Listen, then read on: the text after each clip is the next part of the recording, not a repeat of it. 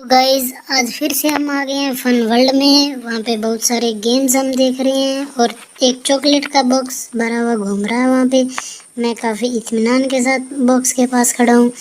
उधर अदिति ने अपनी राइड कंप्लीट कर ली है और वो भी अभी मेरे पास आ गई है। उसका भी काफ़ी मन है चॉकलेट्स खाने का, वो भी घूमती हुई चॉकलेट्स को देख रही है। फिर हमने बास्केट डाले, हमसे एक दो बास्केट ही बड़ी मुश्किल से डल ही नहीं रहे थे। फिर हम बाहर आए, बाहर आके देख रहे हैं शीशे का दरवाज़ा हमसे खुल ही नहीं रहा था।